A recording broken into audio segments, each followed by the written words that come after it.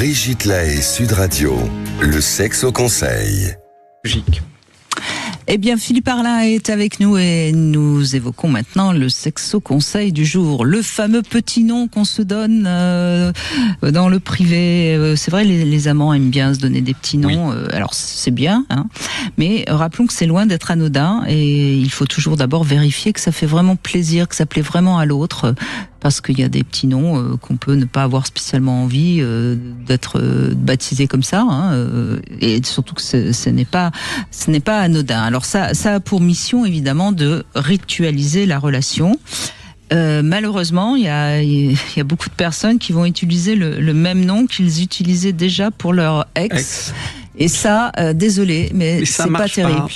Enfin, ça marche, mais c'est pas terrible. Faut mieux éviter. Oui, non, et pourtant c'est ce qu'on fait tous, hein. Naturellement, on a l'habitude d'appeler son ma chérie, mon chéri. Alors si c'est encore quelque chose d'assez commun, ça va, mais quand c'est un petit nom très particulier et qu'on découvre tout d'un coup que, parce qu'on rencontre l'ex à l'occasion d'un dîner de famille, et ça peut poser problème.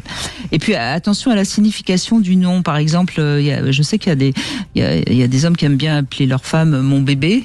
C'est un petit peu infantilisant quand même. Hein, puis bébé, c'est pas très sexuel. C'est pas très sexuel aussi. Voilà. Alors ça veut bien dire qu'il prend soin d'elle et qui va la protéger, etc. Ça parle de fragilité. Réfléchissez quand même au sens que donne, au signifiant de ce petit nom, justement.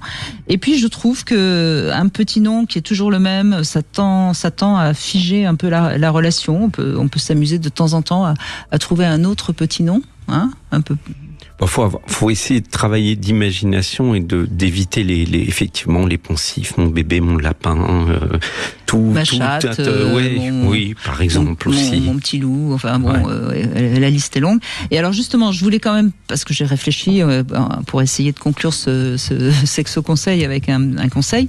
J'aime bien ce que font les Indiens, vous savez, qui étaient très imaginatifs dans leurs noms, dans leurs surnoms.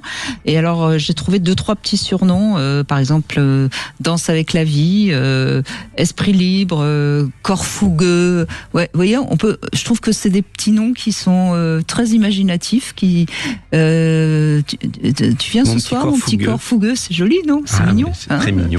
Voilà, bon. Il y a des droits d'auteur Non, je donne généreusement. Vous êtes généreuse. Et puis, si vous avez envie aussi, vous pouvez l'appeler, lui donner un petit nom à ce vibromasseur Mia 3 de la marque Lelo. Hein, c'est toujours.